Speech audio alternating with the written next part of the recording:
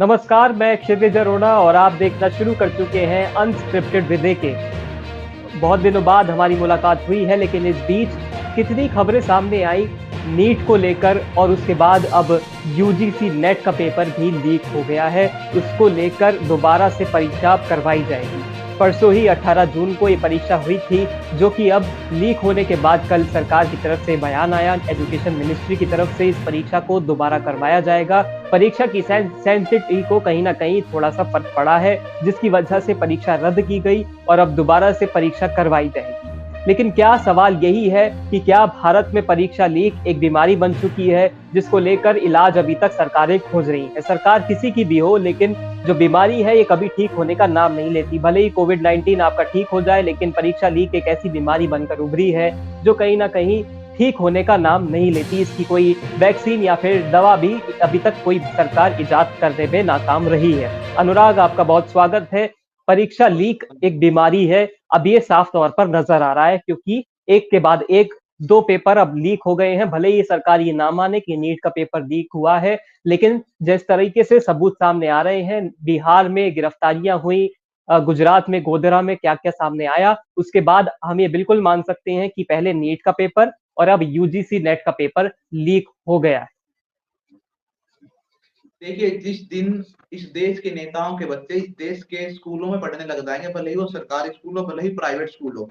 इसी देश हुँ, के स्कूलों में इस देश के नेताओं के बच्चे पढ़ने लग जाएँगे, वो तमाम यूपीएससी, नेट, नीट जैसे पेपरों में जाने लग जाएँगे, तो निश्चित रूप से इस देश के अंदर कोई भी परीक्षा के पेपर लीक नहीं होंगे और ना उनके साथ हुँ, खिलवाड़ किया जाएगा। आप देखिए तमाम नेता को ज़्यादातर नेता को उठा के देख लीजिए, उनके बच्चे विदेशों में पढ़ते हैं, आप उनसे क्या उम्मीद करेंगे कि वो आपके बच्चों का भविष्य बचाएँगे? आप देखना कि हुँ, जिस प्रकार नेट का पेपर कल जिस प्रकार का ऐलान सीबीआई जाँच उसके लिए की गई, भले ही आप देखिए कि हुँ, आप जाँच करवा कर ठीक है, आपने जाँच की, 1 दिन के बाद नोटिस जारी कर दिया जाता है कि पेपर में कुछ खामियाँ थी, हमें लगा कहीं न कहीं इसमें लीकेज है, तो हम इसलिए सीबीआई जाँच के आदेश दे रहे हैं। परंतु उस नीट का हुँ, क्या? जिसके ऊपर जी, तमाम हल्ला मचा, उसमें तो आज भी शिक्षा मंत्रालय कह लीजिए, एनटीए कह लीजिए, मानने को तैयार नहीं। देखिए, सरकारें यही होती है, सरकारों के पास 2 ही जवाब होता है कि हुँ, दोषियों के खिलाफ सख्त से सख्त कार्रवाई की जाएगी, किसी को नहीं बख्शा जाएगा, जो अपराधी होगा उस सलाखों के पीछे जाएगा।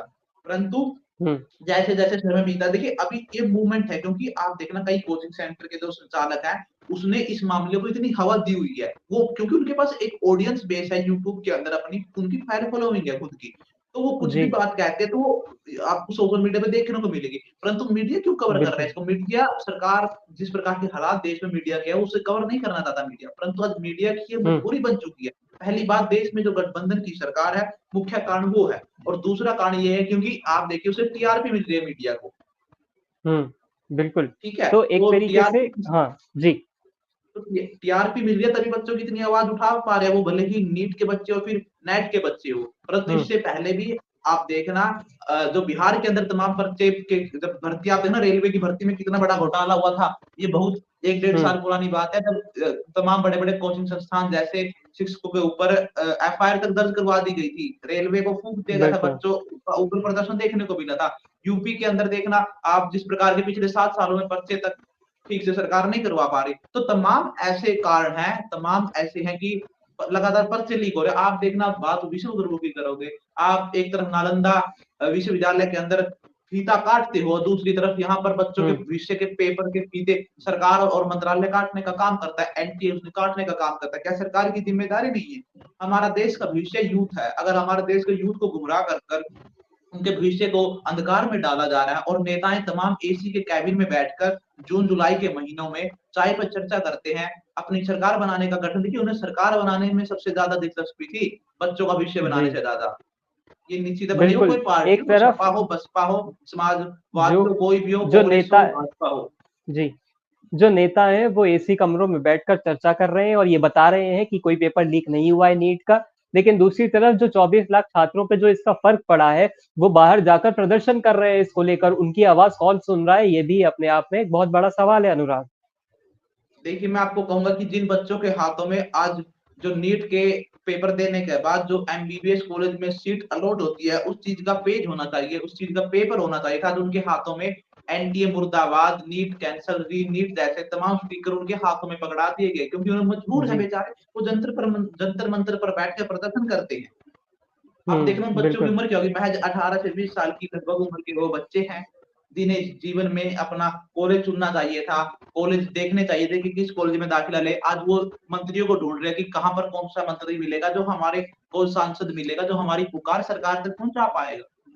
तो कहीं न कहीं बिल्कुल। विडंबना है। आप आप देखिए एक तरफ आप चाँद हाँ। पर चले जाइए, भले ही अच्छी बात है, चाँद पर चले जाइए, परंतु आपकी ये विफलता है, भले ही वो किसी भी पार्टी की सरकार हो, राजस्थान के अंदर पहली कांग्रेस की सरकार थी, यूपी के अंदर भाजपा की सरकार हो या फिर केंद्र की जो अभी वर्तमान में सरकार है, जिसके पिछले कार्यकाल में भी हमें देखने को मिला, परंतु ये एक पेपर, एक पर्चा परीक्षा का वो ठीक से नहीं करवा पाते। बिल्कुल, हमने देखा है तमाम कि राजस्थान में कितने पेपर लीक हुए, उसके जहाँ पर कांग्रेस की सरकार थी, उसके बाद भाजपा में उत्तर प्रदेश की सरकार में कितने ही पेपर पिछले कुछ सालों में लीक हो गए हैं। वो पर पुलिस भर्ती की परीक्षा हो बाकी और भी परीक्षाएँ हों, वो लीक हुई हैं। अब एनटीए के द्वारा भी अनुराग एनटीए भी अब कहीं न कहीं सवालों के घेरे में है। उसमें अब नेशनल टेस्टिंग एजेंसी ना कहकर अब इसे नेशनल टॉर्चर एजेंसी कहना ठीक होगा क्योंकि एक तरीके से इतने पेपर अगर आप 2 पेपर आपके लगातार एक तरीके से लीक हो रहे हैं, तो आप बच्चों के लिए टॉर्चर का ही समय है। भले ही पेपर दोबारा करवा देना कोई एक समाधान नहीं है, पेपर लीक ही क्यों हो रहा है, इसको लेकर आप चर्चा करें, ये समाधान होना चाहिए। देखिए, आप बताइए जो एनटी है, जो नेशनल ट्रस्टलेस एजेंसी बन चुका है बिल्कुल आज। आज उससे जी, जब तमाम बच्चों का, तमाम पेरेंट्स का और तमाम देश की जनता का विश्वास उससे उठ चुका है। आप बिल्कुल। देखिए अगर आपको कोई ज़िम्मेदारी दी जाती है, एनटीए को क्यों बनाया गया था? एनटीए का गठन क्यों किया गया था कि ताकि हमारे देश में तमाम जो परीक्षा हुँ, के केंद्रीय लेवल पे पर्चे होते हैं, जो पेपर होते हैं, आप यू सीयूटी की बात कर लीजिए, नेट की बात कर लीजिए, नीट जी, की बात कर लीजिए, जेईई मेन्स, जेईई एडवांस की बात कर लीजिए, ताकि निष्पक्ष रूप हुँ, से जो ट्रांसपेरेंसी होनी चाहिए किसी भी संस्थान में, किसी भी एग्ज़ाम सेंटर में या फिर कोई भी परीक्षा का जब पेपर करवाया जाता है, तो वो बनी रहे। और एनटीए कहीं न कहीं पहले तारीफ़ करते थे एनटीए के लोग क्योंकि आप जब 16 में हुँ। के बाद से एनटीए ने कमान संभाली, तो 2017 कहीं में न जब कहीं एनटीए सामने आया।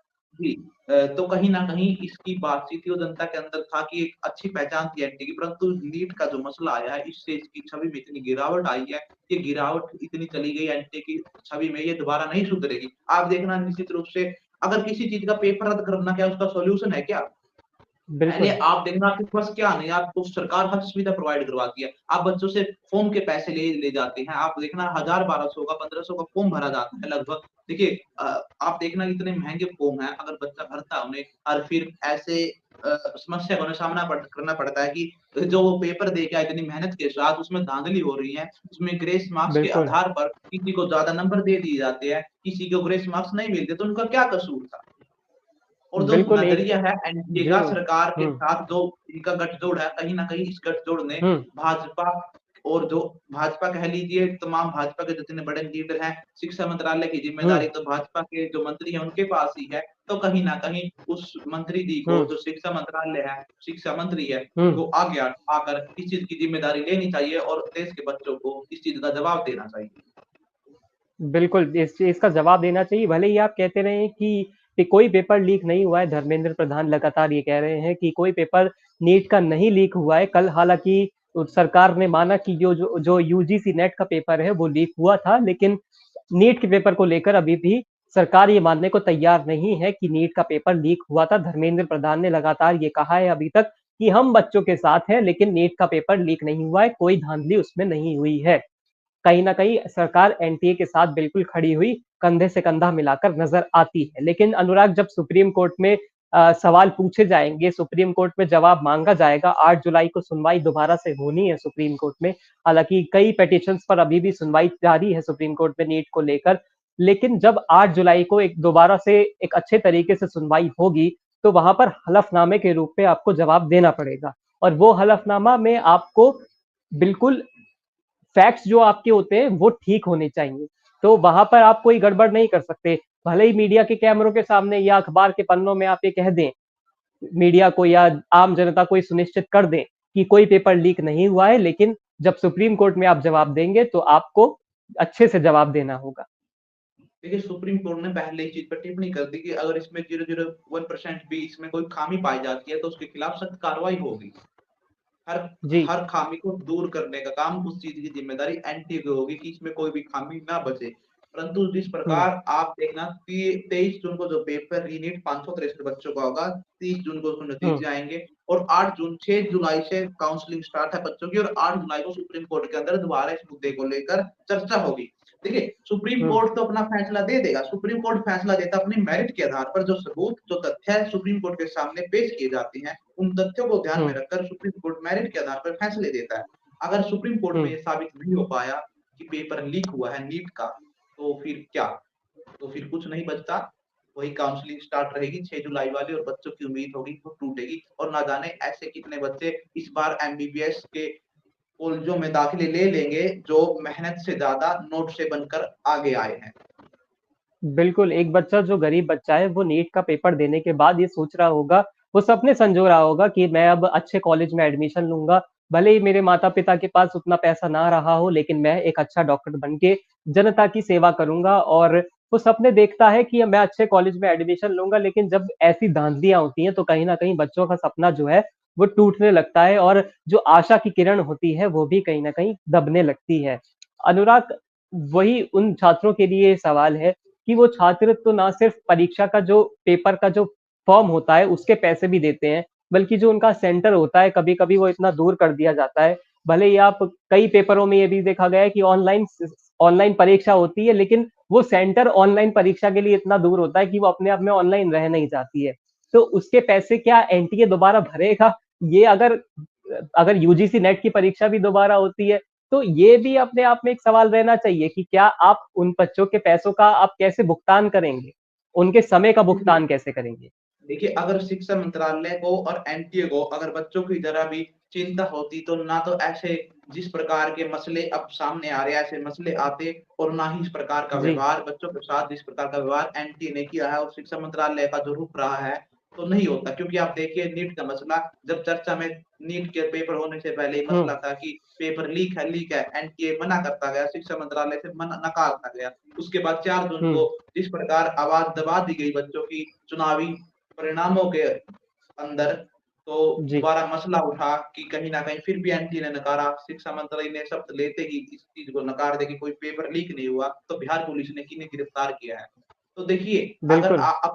अपने ही बचाने लगे, आप किससे उम्मीद करोगे? जिनके पास आप अपनी समस्या लेके गए हैं, वही उनके साथ हुँ, जिसके खिलाफ आपकी कंप्लेन है, उनको बचाने लगे, तो आप उनसे कितनी उम्मीद रख पाते हो? और मैं दूसरा आपको कह दूँ कि जो नेट का मसला आया है, सीबीआई जाँच के आदेश दिए गए हैं। खुद एनटीए ने जी, कहा कि सीबीआई अब इसकी जाँच करेगी, नेट का जो पेपर है। तो एनटीए हुँ, ये क्यों नहीं कहता कि नीट के एग्ज़ाम की भी जाँच सीबीआई करेगी? क्योंकि सबसे ज़्यादा हुँ, हल्ला तो आप देखना बच्चे तो नीट का पेपर है उसमें सबसे ज़्यादा सामने आ रहे हैं, उसमें ज़्यादा बवाल मचा हुआ नेट से ज़्यादा तो।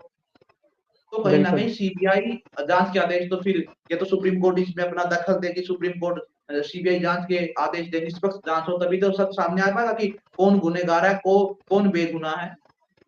परंतु जो बिल्कुल ए आप सीबीआई जाँच के आदेश दीजिए और अगर आप 13 लोगों को एक तरफ गिरफ्तार करते हैं, नीट वाले पेपर के दिन ही 5 मई को, उसी दिन आपकी गिरफ्तारी की खबरें आती हैं कि 13 लोगों को आपने गिरफ्तार किया है, तो आप उसके बाद आप कहते हैं कि कोई पेपर लीक नहीं हुआ है, तो आपने 13 लोगों को गिरफ्तार किस आधार पर किया?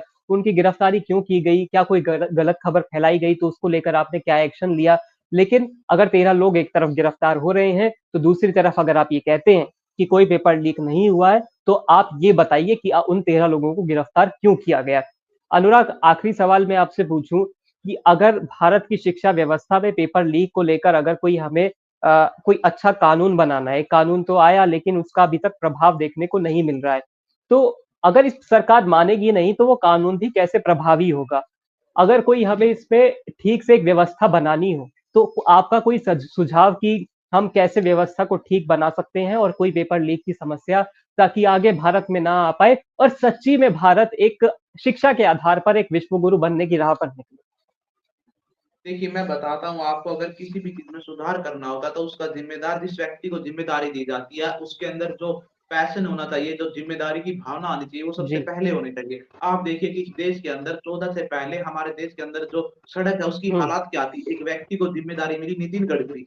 जिसका पैशन, बिल्कुल। जिसकी ज़िम्मेदारी उसके काम में झलकती है, और विरोधी भी उनकी तारीफ़ करते हैं कि हमारे देश का जो हुँ, रोड का इंफ्रास्ट्रक्चर है, वो विदेशों से, आज अमेरिका से उसकी तुलना होने लगी है। परंतु जब शिक्षा मंत्रालय में जो व्यक्ति को ज़िम्मेदारी दी जाती है, वो व्यक्ति उस ज़िम्मेदारी के ऊपर खरे नहीं उतरते। उन्हें महज़ हुँ, अपनी सरकार के एक व्यक्ति की तारीफ़ करने में, उनके ट्वीट में सबसे ज़्यादा वही झलकता है, ना कोई एजुकेशन पॉलिसी में इस प्रकार का वो चमत्कार कर पाए, ताकि बच्चों का भविष्य सुनहरा बन सके। महज़ कागज़ों की फाइलों में ही इंडिया विश्व गुरु बन चुका है, परंतु धरातल पर एक व्यक्ति, एक सरकार पेपर तक ठीक से नहीं करवा पा रही। और ऊपर से देखिए कि शिक्षा मंत्री कैसे हैं, जो खुद एनटीए का पक्ष ले रहे हैं। एक तरफ कहते हैं कि हुँ, पर्चा लीक हुआ, वहीं शिक्षा मंत्री उसको नकार देते हैं। तो मुझे लगता है कि मेरा व्यक्तिगत सुझाव ये है कि एक ऐसे व्यक्ति को हुँ, शिक्षा मंत्रालय या फिर किसी भी मंत्रालय की ज़िम्मेदारी देनी चाहिए, जो ईमानदार हो, हुँ। जो समाज के लिए, देश के लिए, अपने देश के जो यूथ है उसके भविष्य के लिए अच्छे से काम कर पाए। तभी ऐसे ना तो पेपर लीक होंगे, ना ऐसे मसले देश में आएँगे, और हमारा देश अच्छे से पढ़ पाएगा, और युवाओं का भविष्य भी सुनहरा और चमत्कार हमारे देश के अंदर एक होने का संभावना हो सकती है। बिल्कुल, भारत एक युवा देश है और अगर आपको विश्वगुरु बनना है तो उसकी जो नींव है वो कहीं न कहीं युवाओं की शिक्षा को लेकर ही, बच्चों की शिक्षा को लेकर ही वो एक तरीके से उसका बेस का काम करेगी। तो आपकी शिक्षा व्यवस्था जो होनी चाहिए वो बहुत सुदृढ़ होनी चाहिए, उसका जो पैटर्न है वो बहुत अच्छा होना चाहिए। कहीं भी पेपर लीक की अगर समस्या आती है तो उसको तुरंत ध्यान दिया जाना चाहिए और सरकारों को ये मान लेना चाहिए अगर पेपर लीक हुआ है तो उसको एक्सेप्ट करना चाहिए जिस तरीके से कल यूजीसी नेट को लेकर आया। लेकिन हम फिर ये कहेंगे कि पेपर लीक की समस्या के बाद दोबारा पेपर करवा देना कोई समस्या का हल नहीं है। पेपर लीक क्यों हो रहा है इस पर चर्चा होनी चाहिए, इस पर कोई सटीक कानून या फिर कोई अच्छा प्रावधान बनना चाहिए। बहुत शुक्रिया अनुराग और आप सभी दर्शकों का भी बहुत शुक्रिया। अनस्क्रिप्टेड विद के देखते रहिए और बहुत शुक्रिया। हमारा नया ठिकाना नई सोच को भी सब्सक्राइब कीजिए, वहीं पर मैं और अनुराग लगातार आपको सुनाते रहेंगे, सुनते रहेंगे आप हम लोगों को। बहुत शुक्रिया, नमस्कार।